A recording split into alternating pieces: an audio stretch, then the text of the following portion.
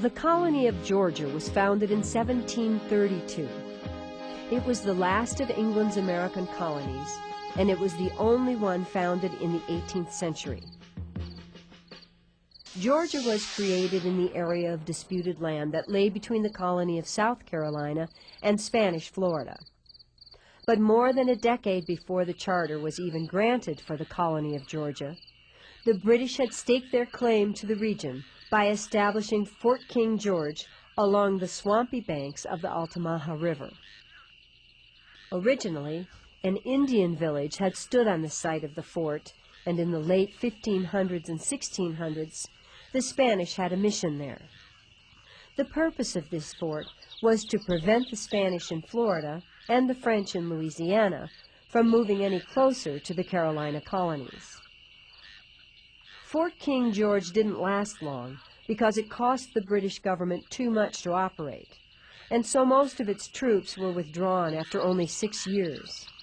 Nevertheless, while it was in operation, more than 140 British soldiers died there from malaria, malnutrition, and from skirmishes with the Indians while defending the southern frontier of the American colonies. A royal charter for Georgia was granted by King George II, for whom it was named, to a group of men who shared a common humanitarian vision. They called themselves the Trustees for Establishing the Colony of Georgia in America. The leader of the trustees was a man named James Oglethorpe. He was a person who understood the importance of establishing strong defenses against the Spanish. But more importantly, Oglethorpe and the other trustees wanted the lands of Georgia to be used by impoverished English Protestants who had been locked up in debtors' prisons for being unable to pay their bills. The trustees wanted to turn Georgia into a place where hard-working, virtuous people could prosper on family farms. And so they made grants of only small amounts of land to prevent big plantations from being developed. They outlawed slavery in Georgia, not just for humanitarian reasons, but because they believed that the moral benefits of hard work would be lost if slavery was allowed. The trustees even banned the sale of rum, mainly because this alcoholic drink had been used as an item of trade in other colonies with American Indians, and its effect on them had been very destructive. In February 1733, a ship carrying James Oglethorpe and around 120 settlers sailed up the Savannah River, the river that formed the boundary between the colony of South Carolina and the new colony of Georgia. With the help of a friendly Native American, a site for Savannah, the new capital of Georgia, was purchased. The land they selected was situated on a low bluff overlooking the river about 10 miles upstream from the ocean. Oglethorpe oversaw the planning of the town, which he laid out in a distinctive style, made up of regularly spaced public squares surrounded by houses and public buildings. For the first 10 years, Oglethorpe acted as the colony's governor, representing the trustees back in Britain, and he ruled without the help of a colonial legislature. Only 6 years after Georgia was founded, war broke out with Spain over the slave trade, and Governor Oglethorpe was ordered to attack their outpost of St. Augustine in Florida.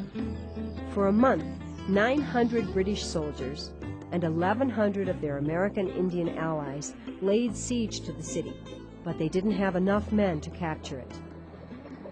After that, as commander of all the troops in Georgia and the Carolinas, Oglethorpe continued to make improvements in his colony's defenses. Here on St. Simon's Island, not far from the border of Florida, the English outpost of Fort Frederica was strengthened. Since stone was non-existent on the island, oyster shells were burned to make crude concrete called tabby to construct the fort's main buildings.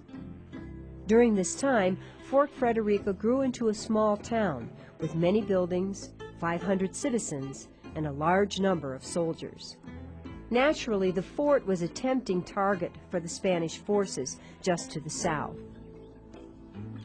It was 3 years after the British attack on St. Augustine that the Spanish tried to strike back at Fort Frederica.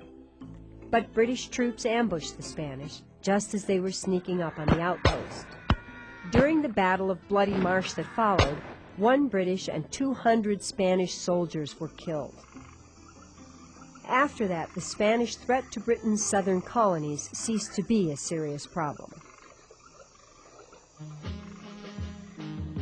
During its first 10 years as a colony, Georgia did not prosper. Few settlers had made the voyage to the Georgia shore, and about half of those that had come had done so at the trustees' expense. And the trustees' goal of turning it into a place where poor people could come to start new lives had been a failure. In fact, most Georgians felt that the trustees' rules were what was actually holding the colony back.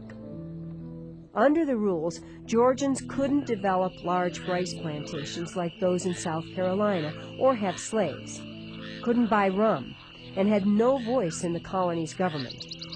In other words, they wanted to see big changes made.